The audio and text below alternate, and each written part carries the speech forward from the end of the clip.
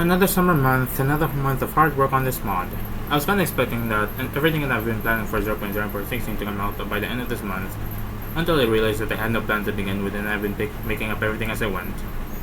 Well, whatever, because here's what I managed to accomplish in that space of time, and though it might not seem much, well, trust me, for me it was practically a lot. So with Rift Library version 1, which is what I've called it so far, being functionally done, I've managed to add it to Prehistoric Rift and replace Gekolib with it.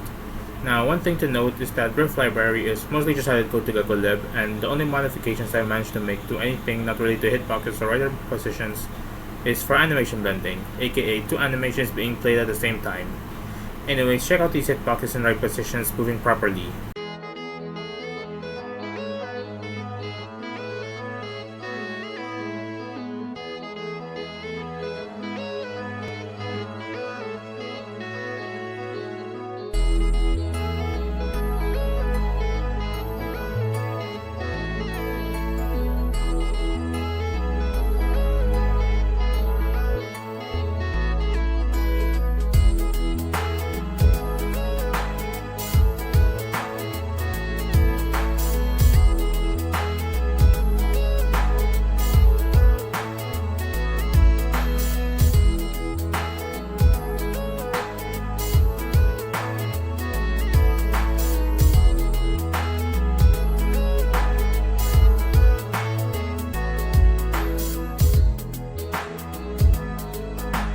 Now, one problem that some people have asked me is their impact on performance, and, well, my response would be somewhat big. In addition to inheriting Gekolib's cache system, which was already bad to begin with, the way hitboxes and ride positions are changed are already based on repeatedly sending packets to the server and the client. And by client I mean everyone. So far, the only optimization that I've added was to just make it so that the change in position had to be greater than a specific threshold, and even made it configurable. I have other plans for Rift Library that are pretty much out of the scope of this video, which is mostly just boring rewrites and optimizations and other stuff I might have already mentioned in last month's devlog. In the last update, creatures could only select moves when they have a target. While it did do well, it wasn't really that flexible and was at most limiting in what they could do with their moves. So I've decided to expand upon this. I made what I like to call the move stack system.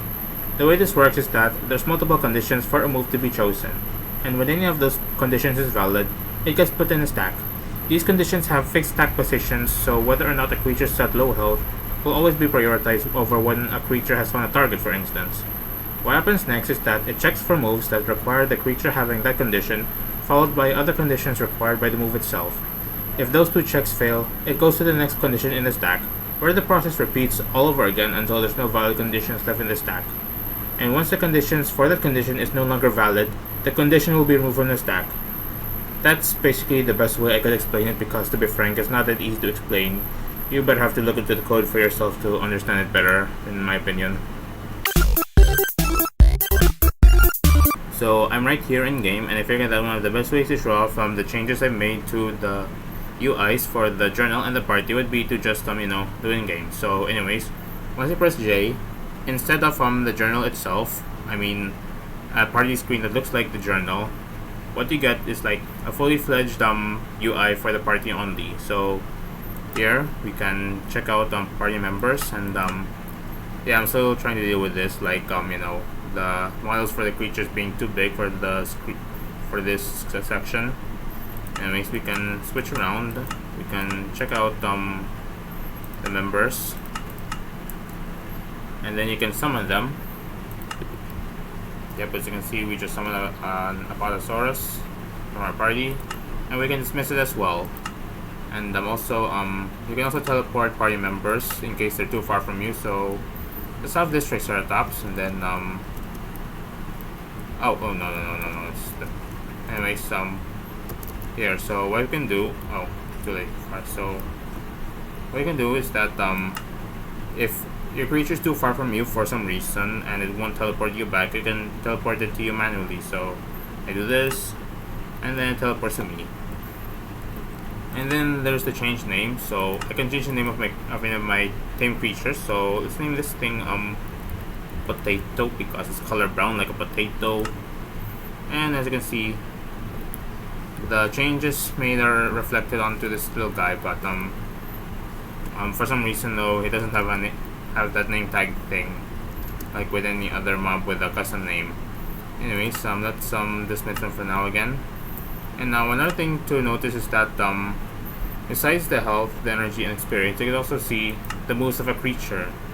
And here's the thing, like back then, the only way to see the moves of a creature was to just ride them and hope that you get a bit, and that's it. You just ride one, and then that's just the only way to see their moves. But now that all the creatures have new moves,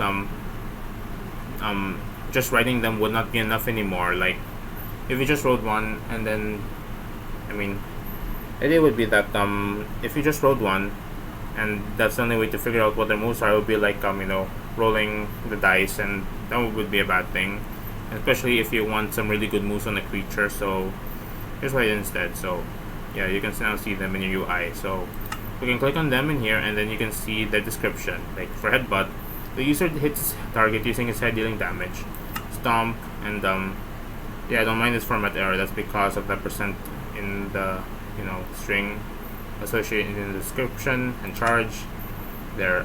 I might as well add a way to make it so that I might as well make it so that you can add. I might as well add a way to make it so that whether or not a move needs to be charged up by holding a mouse button would be required anyways. Then in order to change moves, you can click here, and as you can see, in addition to the moves that the creatures already learned, you can also swap it with any available moves. Now any wild creature, they will always spawn with these with a combination of all these moves here. However though, in case you're not happy, you can always swap them with any of these available moves. So we have Bide, where the user becomes vulnerable, then releases double total damage, or Tackle, which is just slamming itself over short distance. But anyways, let's replace Stomp with Bide, and as you can see, it gets reflected here. And if I summon it, and then I give it a stab because I haven't given it one, as you can see, the move is already on the bottom right. Yeah. Now let's dismiss it, and now there's gone. And another thing I would like to show off is the journal, or what I did with the journal. So I've pre-unlocked everything just for the showcase, and you might have noticed that there's now an index and a search, which is pretty great so far. So now let's go to all, and yeah, as you can see, it did some really great improvements, such as not just the fact that you can do this, and because back in then you had to use a scroll wheel just to scroll down, but now you can just click. There's also the fact that they added tabs for an entry, so now you got entry as well as information. So from what we can gather, so once you click on info, you can get to see some additional information about the creature that is not mentioned in the entry. So here we can see that the Ankylosaurus is a herbivore. Its level up rate is low, meaning that it doesn't gain a lot of XP. Its taming or breeding foods are a basic herbivore meal or advanced herbivore meal. Its favorite foods are apples, wheat, carrots, potatoes, beetroot, and cacti. And its mining levels are blocks requiring pickaxe of mining level 2, blocks with mining require axe of mining level 0, and blocks with shovel of mining level 0. And yeah, there's some and there's also the fact that it applies to many more of these creatures like Yapato. And then there's the ability to search, and it's pretty basic, but I plan to make it so you can filter through some more parameters, like filter by diet, or filter by behavior, and all that kind of stuff. So we're gonna show it off. So Saurus, this is a bunch of dinosaurs. So we got Kylo, Apato, the Dilophosaurus, Stegosaurus, or the Tyrannosaurus, and we can switch back, and then we can Yeah, we can do that. And yeah, other than that, that's just gonna be all for this showcase for the improved UIs and the improved journals. One thing I've been considering doing is expanding upon the stats of creatures and adding base powers for moves. Currently, the only stats being affected by leveling are health and attack. And sure, that may be fine, but I want to expand upon attack-related stats, such as maybe different attack stats for range or melee attacks. And yes, about moves, I'm thinking of making it so that instead of the damage being directly based on the user's attack stat, they are to have base powers, so the damage they deal will be scaled based on said base power and whatever attack-related stat it is to use. Yep, you heard that right. I've been also thinking of adding Baron Wolves-like overhauls in the mod to the point that mystical mechanics, which was already an optional dependency, would be made a required dependency, and it would be more than just RLCraft's overly complicated way to get wood. For instance, maybe make the millstone and mechanical filter, which were already optional, be required for progression, as well as make the vanilla furnace more endgame and instead have a brick furnace that you have to stoke or have another creature stoke for you. Or have it so that, similar with Pyrotech, once you somehow chop down a tree after somehow obtaining a flint axe, if that idea goes through, you somehow have to turn into a chopping log where you have to make wooden planks. And then there's a matter of expanding upon the creature workstation mechanic.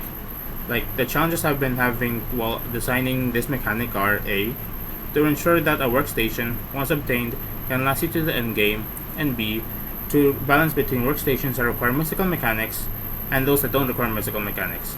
And trust me, it's really taxing on the brain. And there's like a bunch of ideas I've been thinking of, such as maybe more machines that can use mystical mechanics, campfires, small rocks that can spawn around the world which you can pick up, leather treating, expanding on what you can do with berries, yada yada, you get the picture. And so I figured that that's where this monthly devlog will stop off. Unfortunately, with summer ending and having to deal with the inevitably thin as fuck walls from my boarding house having to come back, as well as having to work on my college thesis for my 4th year, I expect these monthly updates to be, shorter. Well, I'm not sure, but we'll see how everything goes. Hang up for now.